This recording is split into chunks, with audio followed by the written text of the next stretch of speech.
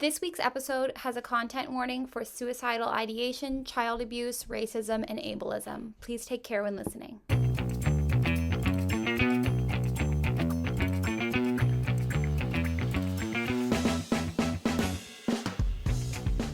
Hello, everyone. Welcome back to our channel. We're doing a Patreon submissions episode today. I've heard that you guys like those. I've heard a rumor from your mouths.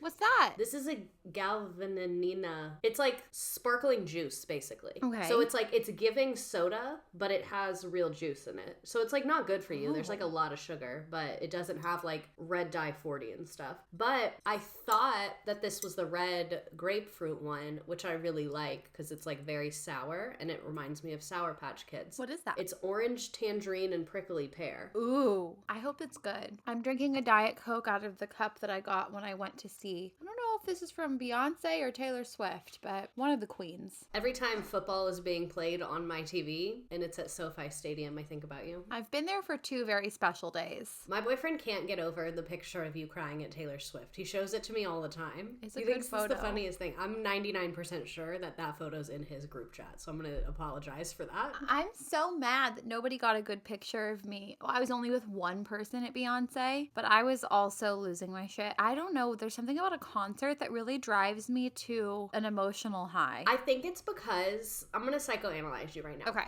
So I think it's because, like, you really value connection with other people. Like, that's something that scratches an emotional itch for you, positive and negative.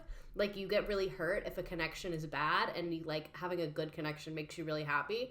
So I think because it's such a collective experience, you just kind of get overwhelmed because you're not used to connecting with that many strangers at one time. No, that's such a read. Also, this is is it good? not as good as the grapefruit one. No. It's good, but it's just not as good. There's nothing like when you really want something and then you get something that doesn't hit. Yeah. Thankfully, if I had come home today and realized it was the wrong flavor, I would have gone and laid in the street. Thankfully, I realized right when I got home from the store and I was like, oh, okay, I guess I'll try these.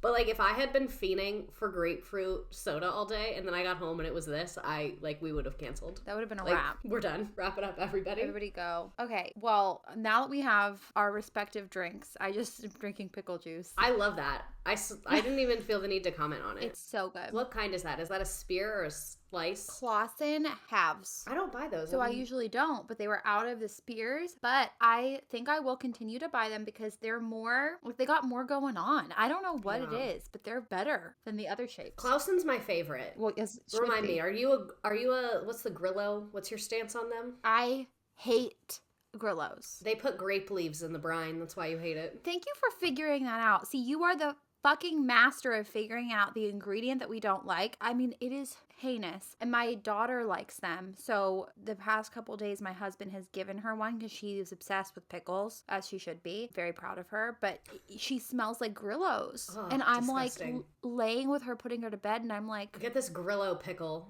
out of here. oh, it is pungent. I wish that Clausen would make the, like, pickle salsa that Grillo makes, because that, I think, is a really good format for a pickle that we have been ignoring, but I don't like their specific pickles. I guess we could DIY that one. We'll put that on the list of things to make when we get our Airbnb. Exactly. Literally, I want to get an Airbnb on Jeffree Star's Montana property.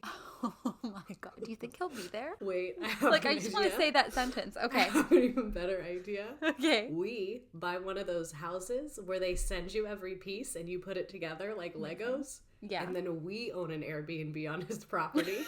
We like bring it all in the dead of night. And then we put it on Airbnb. We're like, exclusive Jeffree Star experience starting at $1,000. Do they have squatters' rights in Montana or wherever the fuck Probably he not. is? Probably not. It probably in the law in Montana is like intruders can be shot on sight.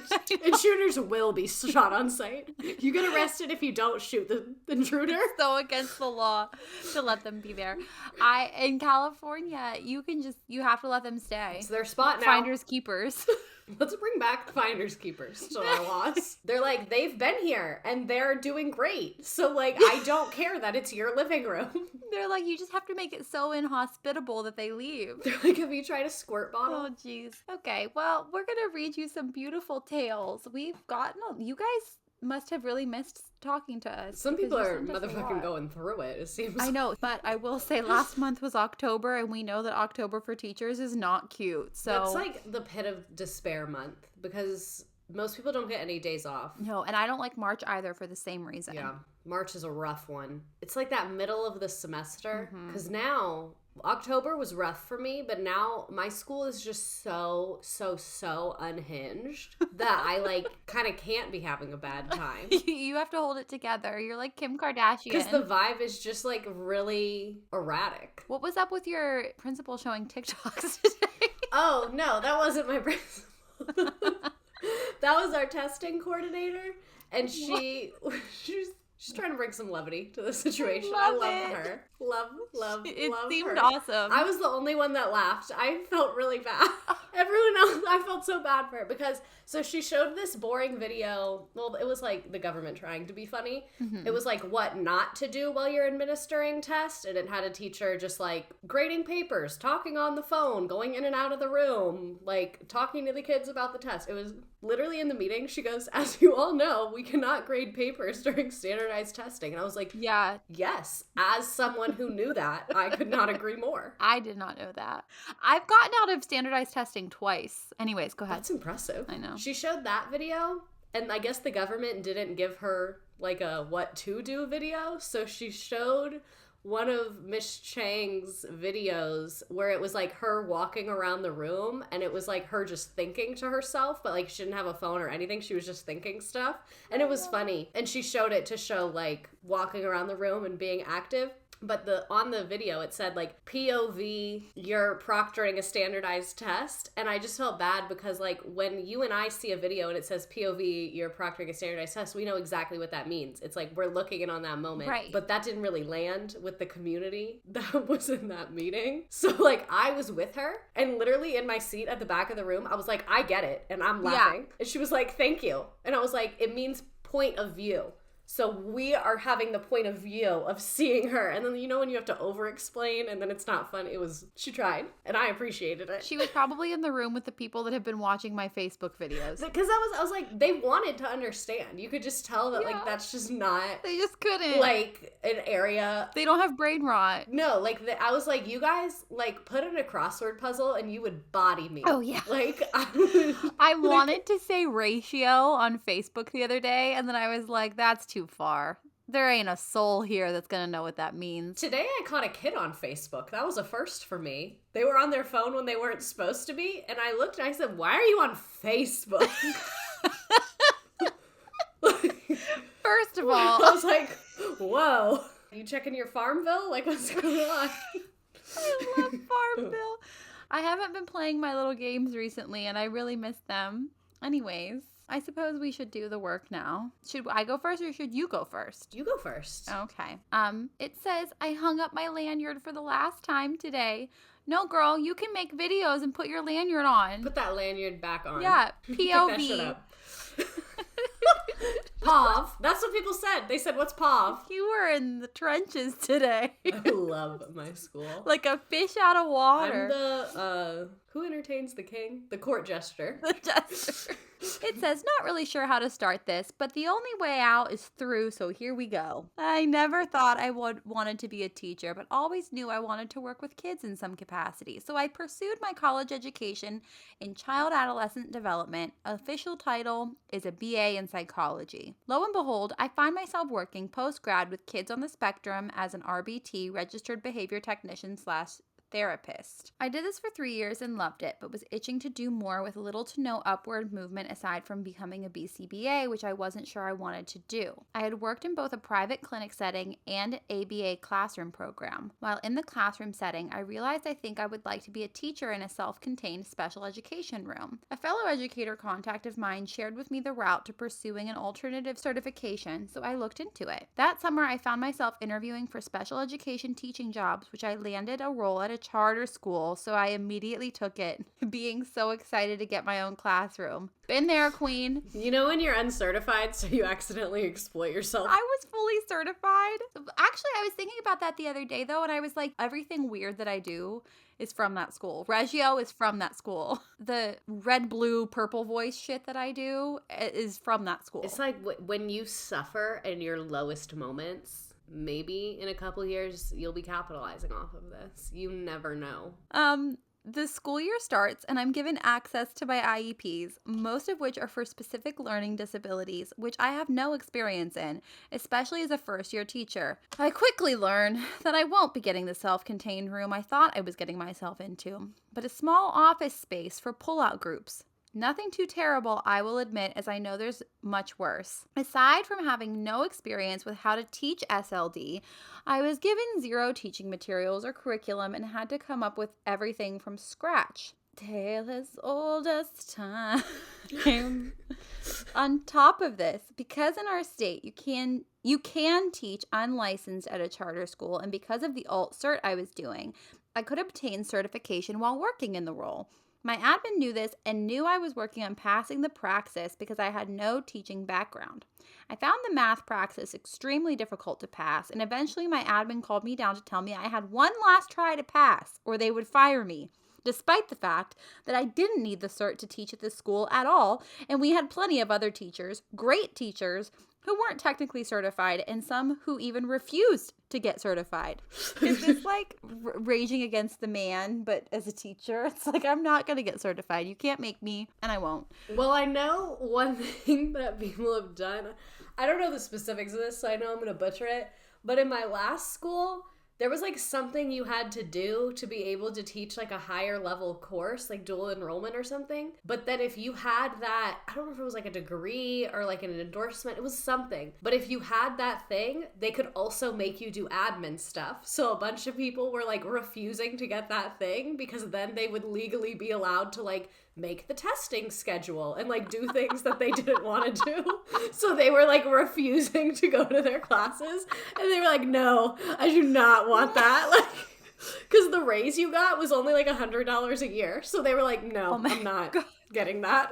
The raises on the salary schedules are so insulting. We did that on this one episode, right? Where we went through and it was like $60. Like literally like $60 from year to year. It's like, don't spend it all in one place. My husband one year when we first started dating was like he was getting raises, and his team was really frustrated because their raise to the next year was like $2,000 or something like that. And I was like, my raise is $80. I would probably cut the tip of my pinky off for $2,000. Absolutely.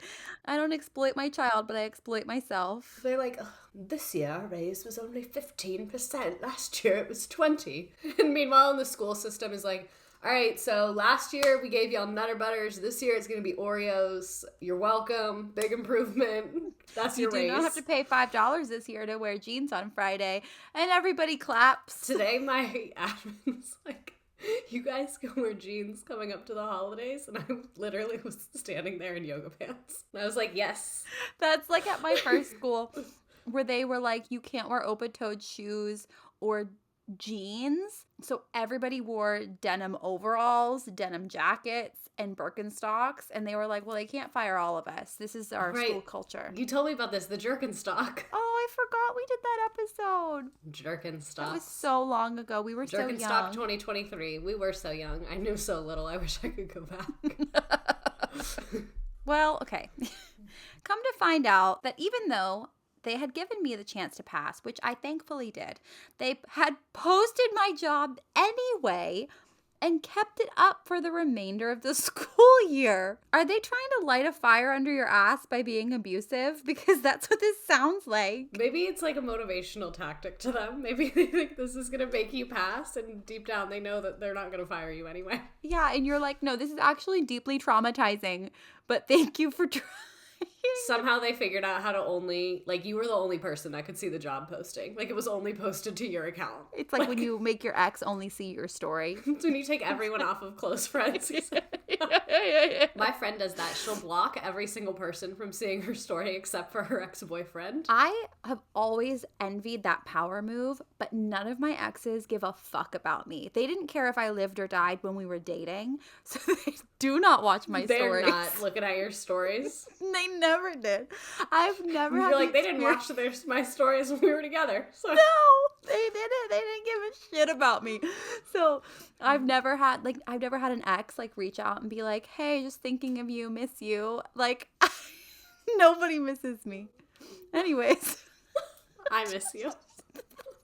My husband loves me very much, and that's all that matters. And he can't miss you because you're always around. So something came up on my memories that I really, really, really, really, really wanted to post because it was really funny of me on Snapchat, like telling a story. But I said too much identifying information and I don't have the technological skills to get rid of that.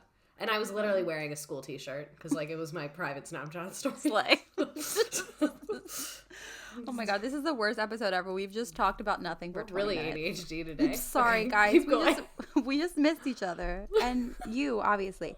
Okay, so they listed your job. Even after passing the praxis in both special ed and general tests, I was still hit with roadblocks from the state, which prevented me from being offered a contract for this year. After ironing out the technicalities with the state, I was offered my contract back for this year.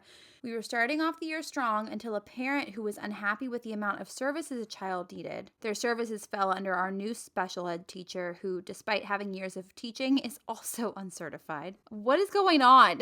And decided to dig into our No certification, just vibes. And decided to dig into our school and complain despite the fact that yet again we are allowed to teach at this charter school uncertified and the fact that I was pursuing certification. Because of this complaint, my admin called me into the office to officially dismiss me from my role. Their reasoning is that the state has now said no one who is uncertified can teach specially designed instruction, which is what special education is. And because I was at the beginning of my cert, which takes 3 years to complete, I was told that I cannot teach until I finish that cert. When I pushed back, I was told that I could be blacklisted by the state if I tried to pursue teaching elsewhere. I asked for other positions, and the only thing they had to offer me was a para position, which I am not above by any means. I love paras, I respect paras, we need paras, but it was a pay cut I could not afford to take. I don't know how much of what I was told was the truth, but I was extremely hurt because I grew so much, loved and did so much for my kids, and truly felt like I belonged in the special education world. I was good at it, but it didn't matter. I was forced out, less than, and unworthy throughout my entire time here and felt like I had no other choice but to leave teaching altogether, all over something I didn't even do. I had no trouble finding a new job in human services, and despite my love for teaching, this experience has truly traumatized me, and as much as I'd like to go back one day, I don't know if I will. The end. Yikes. I feel like the uncertainty around the lack of certification is so frustrating for a lot of people because it's like the law's changing or there's a lot of gray area and it's like yes, the laws changing all the time is the biggest one for me because it takes a long time to get certified, especially if you're doing it while you're teaching, because that means you're probably only in classes part-time, so it's probably going to take you an extra year as opposed to a lot of programs are 1 year if it's full-time. But I've had a lot of friends in different states who were in one program and then the requirements changed, so they had to do a different one. Yep. Or they were in one program and then they extended a deadline, so they went out of the program and rejoined later. So being an uncertified teacher sounds like a really scary word, and in some ways it is, but then when you really look into the details of it, it's just so weird and nuanced and changes all the time. You can be teaching for 30 years and I forgot to fill out this one form and my certification lapsed. Now I'm uncertified. And it's different from state to state. So different. In some states, if you have a pulse and a college degree, they'll give you classroom keys. And then in some states, it's nah, you better have a master's degree, you better have student taught, you have to pass the praxis, and they have a million requirements. Yeah, and they just changed them in California to make it easier to get into teaching. And it's so frustrating for people who are first year teachers because it's not like they ever sit you down and teach you this. Yeah, no one's really there to guide you through it. And if you are a new teacher and you need to be guided through it, most districts do have someone who that is their job, but it's usually one person for the whole district. So they're not going to reach out to you, but if you reach out to them, they can probably help you. So just call HR and be like, hey, girl boss, do you have anyone who is overseeing certification? I have questions, and they should help you. And if your district won't help you, usually the state Department of Education will help you. Yeah, that's really good advice. Because otherwise, like, you just won't know. Yeah. In my experience, in 2 states, no one ever, ever, ever reached out to me to explain. But if I was proactive and found them, they would explain and, like, broke it down and was very helpful. Yeah. Because, like, I don't know. You don't want to waste time doing it wrong, too. We had a submission recently if that happened to someone. They said yes. And they went to the district person gave them that program. So maybe go to the state. Yeah, cautionary tales. But that sucks. I'm sorry that you went through that. You feel like settle in and you feel good about a place. Then it's like, psych. Psych, we lied. We lied. We were just kidding. Do you have? Yes, I have one from the email. Here we go. I love, love, love your email subject line. The malicious pooper and finding better. Incredible. So, hi y'all, 5th year teacher here, and I'm sorry this is long, but there's a happy ending and a lesson to be learned here, I swear. After a traumatizing student teaching experience with 11th graders, I started my first year of teaching in fall 2019 at a middle school in one of the largest districts in my state. My commute was almost an hour long each way, but it was the grade level I wanted and the school seemed fine when I interviewed. Spoiler, it was not fine. Also, middle school was the grade level you wanted? A glutton for punishment. No, literally. And I will grant 11th graders can be really traumatizing. So, sorry about that. They're so tall and so scary sometimes. They make fun of you when they work in a pack. Sometimes when I look around the room and realize I'm the smallest person in the room, I'm like, ooh. It's when they're all standing up. When they're all sitting down, I don't really think about A it. mutiny is very possible. Okay. Not only was that first year difficult for all the typical reasons, but it ended abruptly in March due to COVID. I experienced a lot of terrible things that first year, including bullying from my coworkers, very little support from my administration, and an instructional coach / new teacher liaison who told me she wasn't going to help me because I was too needy. Like, girl, it's literally your job to help me, but okay. I hate that. People that it's their literal job to help you and then they make you feel like a burden. It's like, thanks, I already feel dumb.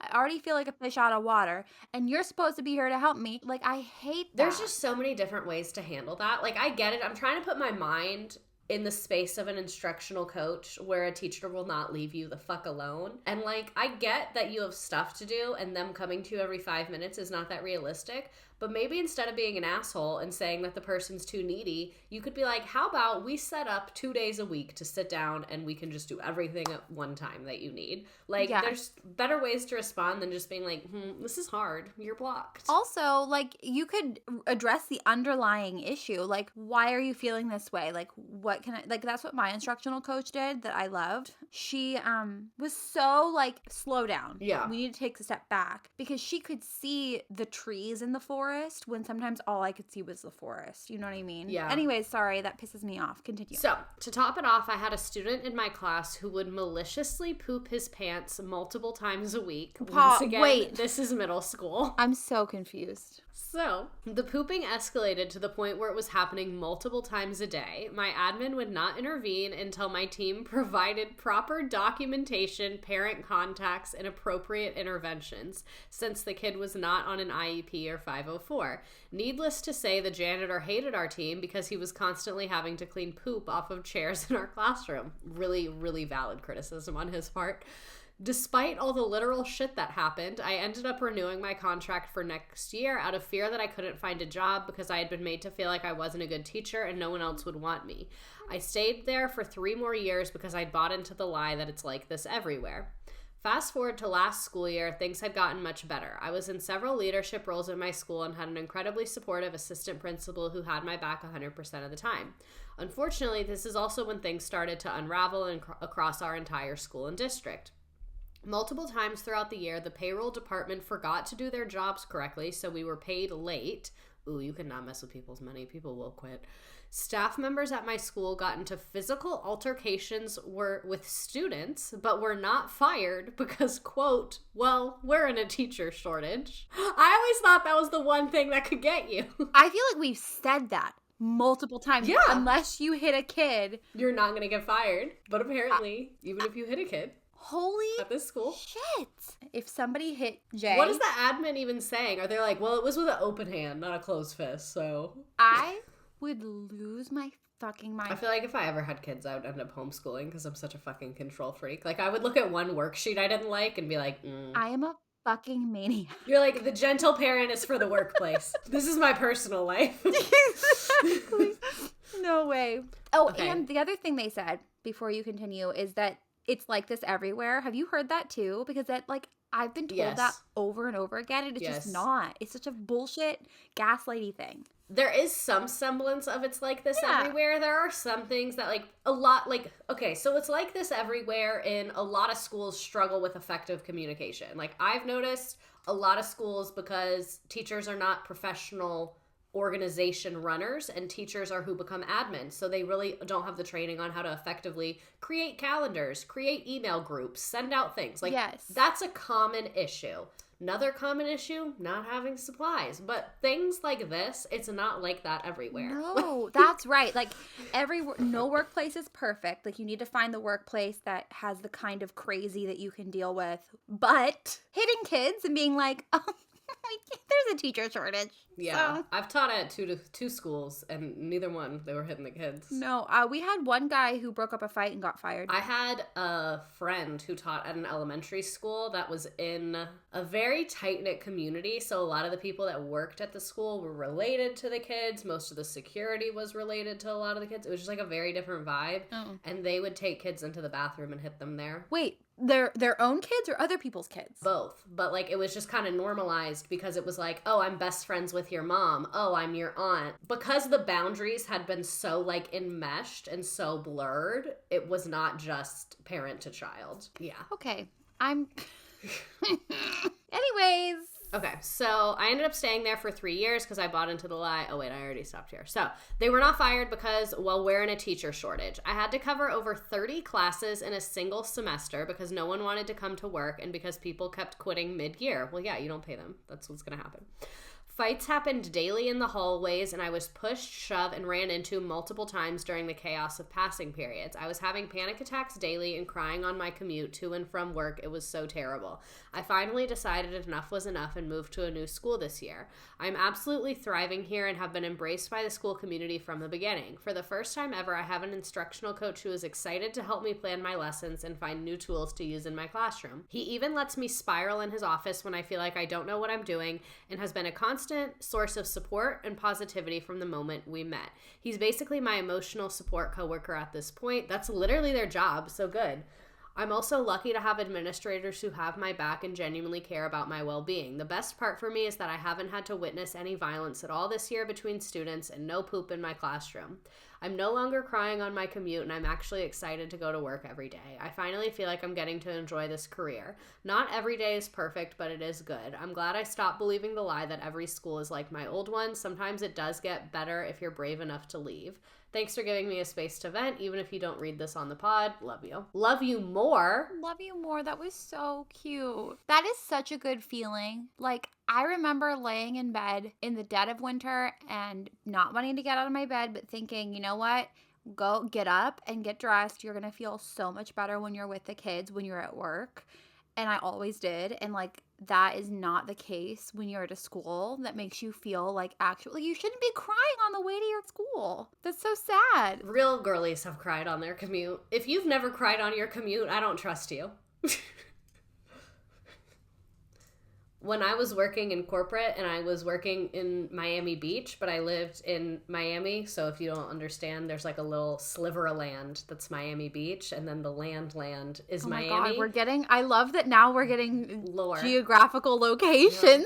And so I used to have to drive over the bridge every day, and every day I would think about ramming my car off of it.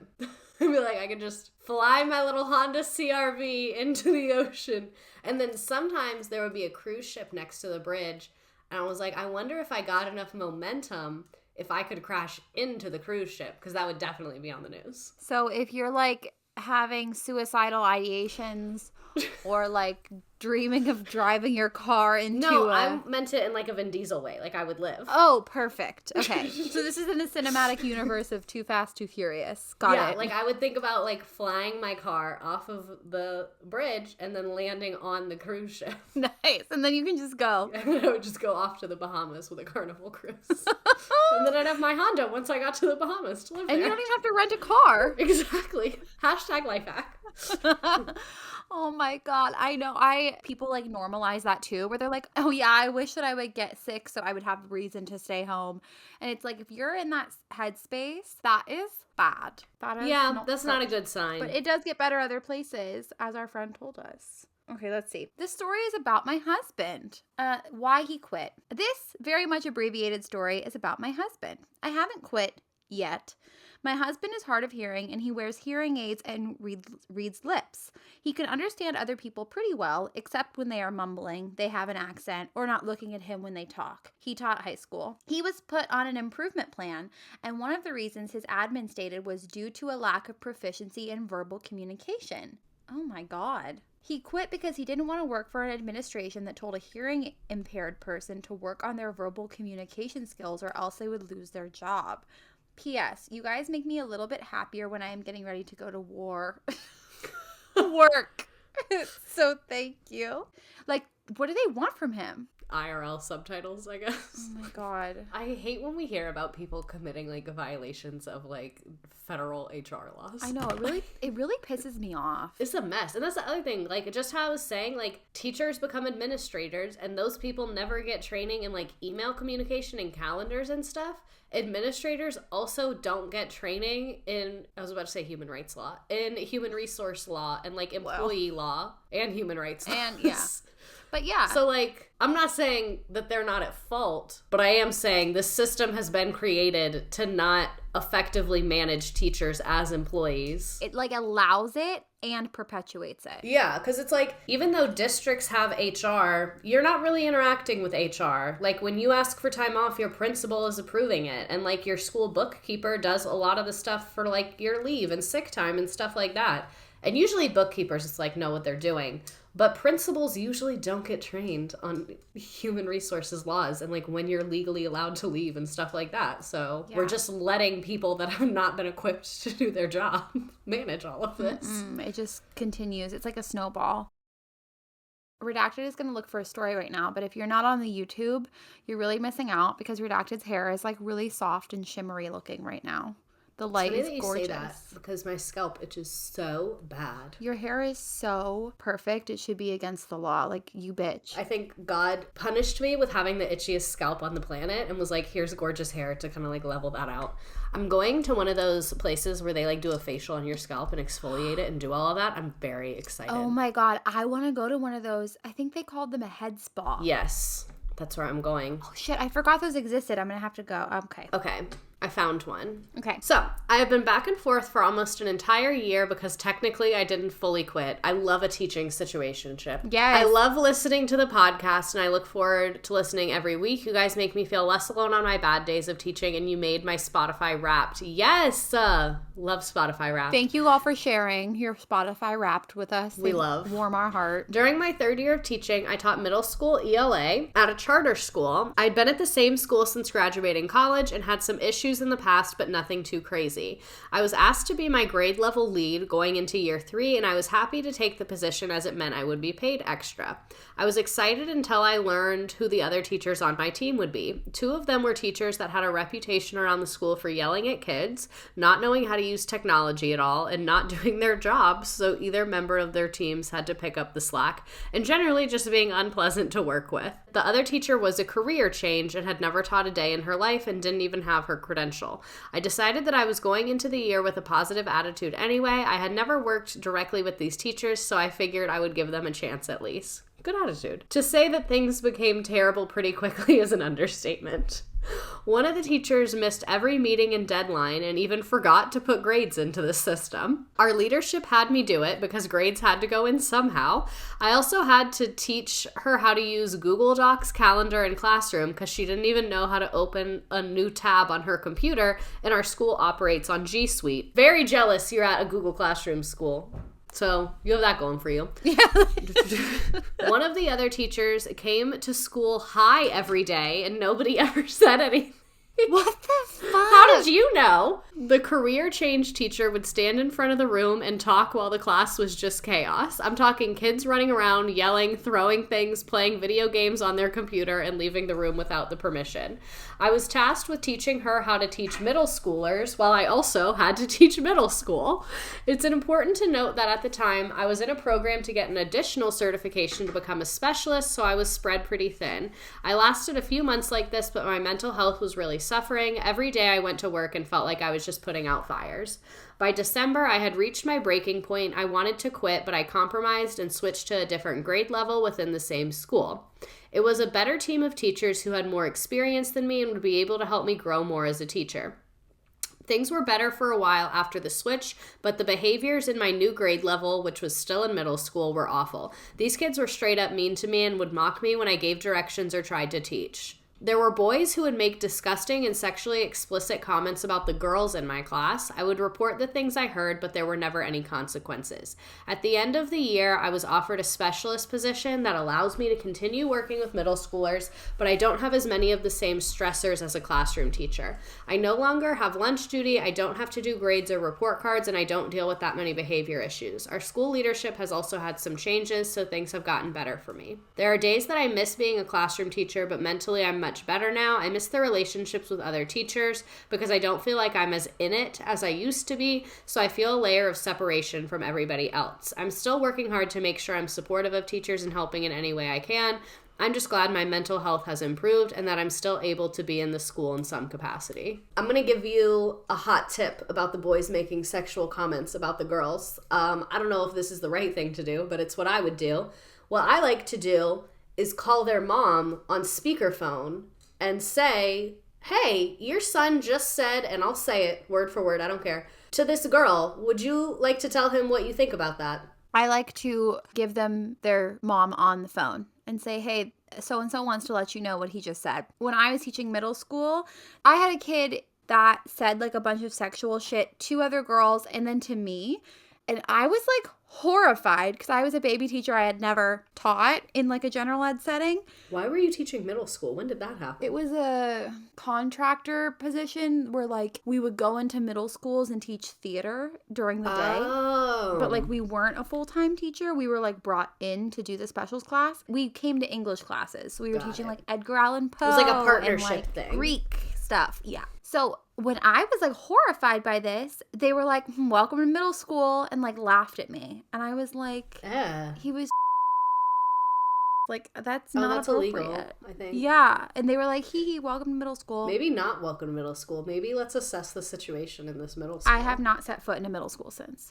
That's a lie. I went to another middle school and I got yelled at for being out of class. That was the last time I was in a middle school. Not security yelling at you. Okay. It says, I interviewed with the Head Start department of my local ISD in the year of our Lord, COVID-19. They were hiring family support specialists for the upcoming school year, and they let me know a few weeks later that they had offered the job to another, quotes, more qualified candidate. Around November, I received another call asking if I could begin in the spring semester as the person they had hired ahead of me was leaving for a better paying position due to her extra credentials. I was young and dumb, and I accepted the position, anticipating a perfect fit and great success in this new work environment. For some weird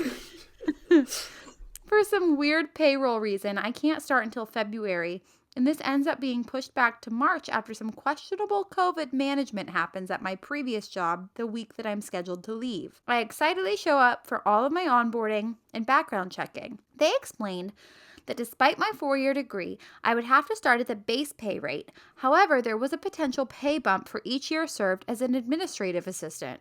Gotta love the values of the education system. I entered a regime in which almost all of the district leadership had been administrators or teachers or relatives of those people. At the elementary school I attended 12 years earlier. I was a child described as a lot, too much, and intense. So needless to say, I am still working through some of the things that I experienced in primary school. No thanks to the teachers who watched it happen. and who are now my superiors. Yikes. You got to get out of there. Yeah, bye. Around a year later, campuses were redistributed in my department, and my office was moved into an elementary that was basically a live PTSD flashback of my childhood. The vibe can only be described as stifling. The open concept classrooms mean I can hear the teacher next door food shaming her kindergartners, and the socioeconomic area means the preferred form of communication is passive aggression. Oh, you're in the South, baby. I don't know how to say this word. What is it? I am but a janitor in the panopticon. Oh, this is funny. You're going to be glad we looked it up. It's the prison where there's like a little tower in the middle and they can see everybody. Oh my God. The gulag. Okay. I still don't know how to say it. I am but a janitor in the panopticon, witnessing the suffering of both guards and prisoners partaking in the American Child Prison Education Complex. You are a listener of this podcast. I can see why you like this one. But luckily, by this point, I had already lined up my next, quote, dream job. So I'm really mentally checked out anyway. It's a great place to be. Near the end of the year, the principal stops by to drop off something and innocently mentions that she heard I will be leaving and what will I be doing. I excitedly tell her that I'm going to work more directly with children in a Montessori environment. She makes a face, and instead of keeping my mouth shut in the face of my indirect supervisor, who is also the wife of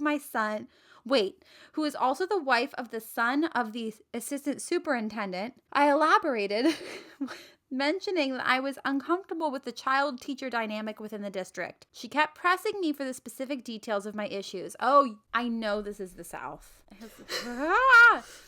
And the things that she could have done differently. So I brought up the presentation she gave at the beginning of the school year. She and the vice principal showed slide after slide of black and brown kids as examples of their why for teaching. The kids were all from this ISD, the population of which is 70% white.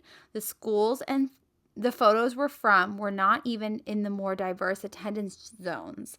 And yet, there was apparently not a single white student who had inspired them. They went on to describe how horrible their experiences had been. The kids were animals, in quotes. But they persevered, and at the end of the year, they actually liked some of them. Aw, and that's what makes teaching so magical. I assume this is all facetious. Later in the presentation, the vice principal also used virtual blackface, gifs and reaction images of black people with exaggerated emotions to make crude jokes about standardized test prep. I followed this description up with some further examples of racial discrimination I had witnessed during my time here. My work with low-income students had given me a front row seat to the classroom and favoritism that happened in the various systems throughout the district, and the examples were numerous. Not 30 minutes later, we were both in her office with my direct supervisor and her direct supervisor. I'm 3 against 1 in what is certainly an intimidation play. No HR representative is present. In fact, when I had the opportunity to meet with HR at the end of the year, they had never heard anything about it. It is alleged that I, quote, attacked her and called her a racist. My actions were deemed hostile and resentful. I am told that in the future I should keep my opinions private, even when asked about them. I felt especially betrayed by my direct supervisor, who claimed to have my back. She told me not to mention the events to anyone else and never asked to hear my side of the story. At this point, all I can do is cry and fawn. I even had to sign a document detailing my poor behavior. This was the first time I had been in any trouble for anything since being hired. By the end of this week, I have been removed from her campus and made to trade positions with another specialist. This in itself is rather unusual, as they like to keep our campuses consistent for the families.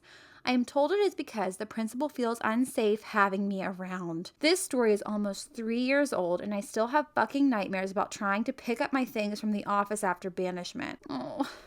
In my time since, I worked in a corporate Montessori ECC before I was fired for trying to organize a call-out, only because we were going on our 3rd month with no lunch breaks due to understaffing. That's not even my best story about that shit show. I'm nannying for a couple of families, making more and working less than I did there, so no hard feelings. Okay, some hard feelings. This morning, I was accepted into the speech language pathology undergrad program I applied for. Yay, woo! I've been in motivation limbo since I got fired a few months ago, so it's exciting to finally have a sense of direction again. That's nice. Ugh. Way to fucking fight the man, though. I love that. It's a lot. The worst part is that person like asked and asked and asked, and then you finally are like, okay, well, here's why, and then they like freaked the fuck out. Freaked out. Don't ask questions you don't want the answer to. Yeah, seriously. Okay, so hi, Frozen Redacted. So thankful for you all in this pod. I'm thankful for you too. I feel like my teacher career has been anything but ideal. I graduated college in 2018 with my bachelor's in elementary education.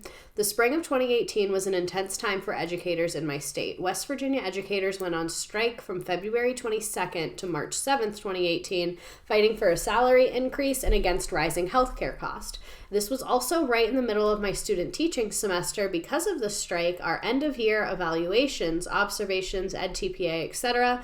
were just kind of accepted if they were completed. I was lucky enough to be placed at an amazing school with two incredible cooperating co-teachers who gave me great feedback and advice. I felt very confident by the end of the year. Fast forward to my first year as a real teacher, and I'm teaching 3rd to 5th math at a very rural school. I had 12 students in my 3rd grade homeroom. It would have been a dream if I had a supportive admin. My principal was the type to hide in her office while family engagement events occurred, literally locked her door and shut off the lights. There was also another strike that February. During my 2nd year, I taught kindergarten at a larger school in the county. I had gotten an RIF letter. I don't know what that means. I'd gotten an RIF letter due to seniority and had to rebid on other positions in the county. Oh, I guess it's like, my old district used to call it displaced. Mine too. Like when you're at the bottom of the matrix and they bump you. Yeah, and they can't afford you. So reduction in force letter. This position was posted a few weeks before the beginning of the year. I loved everything about kindergarten. It was a dream. Until March of 2020. Our county didn't have strict remote learning rules in place. I did enjoy Zoom meetings with my kindergartners every week just to check in on them and do a read aloud. My favorite part of the year was doing a drive-through kindergarten graduation and getting to see those babies one last time. Then another RIF letter comes. Fall of 2020, I taught 5th grade at the same elementary school, but it was for virtual students only. Our county still did not have a strict policy on how virtual learning would work. I would meet with my students twice a day. In the morning, we would do our ELA lesson, and in the afternoon, we would have a math lesson. Science and social studies were pre-recorded and posted for them to complete. I found myself spending a lot of time helping the rest of the teachers in the building with online classroom needs, and I really enjoyed that. My husband was transferred for work, so in January of 2021, we moved to the other side of the state. I was hired as a 1st grade teacher. You have been all over the map grade level wise. I'm praying for you. You have probably never reused a lesson in your entire life. This was the year that I realized I had no idea what I was doing. I panicked. I'm not sure if it was COVID, a different county, or just lack of knowledge, but I felt like I could do nothing correct in the classroom. I spent a lot of planning periods at my desk just trying to keep it together. A position as an instructional coach was posted for the next school year. The official title was Technology and Curriculum Specialist. Technology, yes. Curriculum, sure. Coaching on how to be a teacher, hell no. I needed that myself. I needed an out so bad, so I bid on it and I actually got the position. I learned so much once I left the classroom. I was trained on Orton Gillingham. I learned about number talks and strings, researched based methodology, a passion fueled inside of me to learn as much as I possibly could and share anything with those around me. A lot of the time was spent helping teachers with Excel sheets, analyzing data, correcting printers, but occasionally I'd help someone with actual teaching practices. I started a math cadre in my county to support teachers in collaboration and best practices. I truly loved my job. However, I was working overtime trying to be the supportive person for other teachers that I'd never really had for myself. I was at a school with a principal who would bully her staff and students. I was called day and night for help from other teachers. I was spending more time at work than at home. Another job opened its doors this past summer. I am now working for a nonprofit. I'm in a support role for in-school and after-school programs that we have. It's similar to my coaching role, but way less stress. We have a lot of tutors who don't have education backgrounds, so I do miss geeking out on the science of reading and evidence-based practices, but having good work-life balance is pretty nice. I didn't expect to leave public education at all, but I felt like this opportunity came at the perfect time. Would I go back? I think I would go back to the classroom to apply what I have learned. I would have to be so picky about where, though. My criteria would be supportive admin, a lot of family engagement, fair pay, SOR-based curriculum only, and the ability to have control over my own classroom, so not teaching in Florida. I think I'd love to be an interventionist or try and redo my years as a kindergarten teacher. I feel like I need to redeem myself and prove that I'm actually able to teach. But the thought of going back into education the way it is now terrifies me. I'm afraid I'll never find a perfect school or a perfect scenario. Does it exist? If so, let me know where to send my resume if I ever decide to go back. Yeah, we'll let you know if we hear I will let you anything. know, girl. I will let you know. I have not found it, but I'll let you know. Thank you guys so much for sending us submissions. I love reading about your experiences and commiserating with you. It's a very fun time. Send us more things. Yeah, why the hell not? Well, you have to join Patreon, so that's one reason why the hell not. But you just gotta Once pay you join $4. Patreon, there's no reason not to join. I feel like the vibe of our Patreon is like, you know, like when you hang out, like you're a parent, like, you know, when you're at like a class and you kind of talk to other parents, but like you're at the class, so it's not really like a social gathering.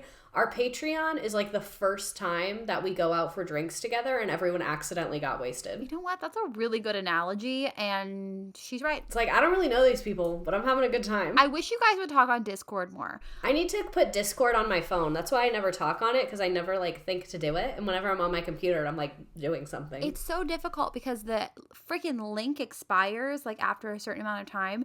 So I'll check the Patreon DMs and somebody will be like, hey, the link is dead again. And it's like, fuck. But I really want everybody to talk and be friends. Hang out with each other. Hang out and talk on there. I have another creator friend who does like a question of the day on Discord. Oh, Rebecca. She was on this podcast. Smart of her. What we should do one day when I get more motivation, I'll do what I like to do with my students, which is would you rather questions. So fun. But I always give the kids like really like fucked up ones. Like the one we had the other day I found online. And it said, would you rather fight one duck that is the size of a horse or 100 horses that are the size of ducks? That's like a classic Reddit riddle. Yeah. I love asking the kids those. But what is your answer? We usually save our would you rathers for Patreon episodes, but in the spirit of togetherness. I would rather fight the duck-sized horses because I think if I put on like Doc Martens or something, kicking would be a really effective method. Horses are really big. Yeah. Because like a horse-sized duck, I don't even know where to begin with that. I would personally be in love. They're my favorite animal. I thought rodents were your favorite. Rodents were my favorite as a child, but since I've grown, otters and ducks are my two favorite animals. Big fan of otters.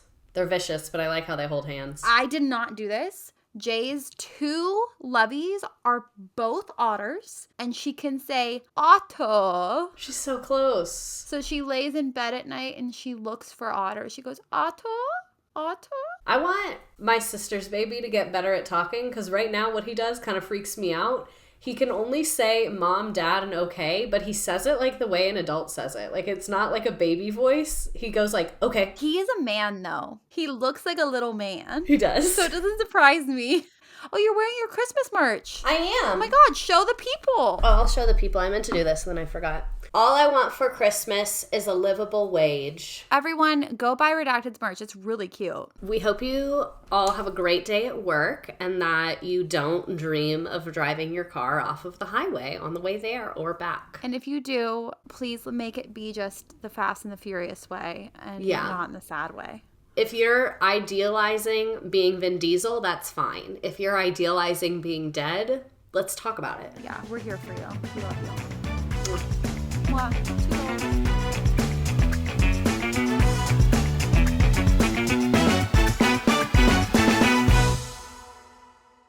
Just as a disclaimer, because I am someone who is actively teaching, everything on this podcast is my personal opinion and does not reflect my district, my state, my employer, my students, or my admin. Everything on this podcast was recorded on personal time, on personal equipment, and is a completely separate endeavor from my school district. Yeah, leave her alone.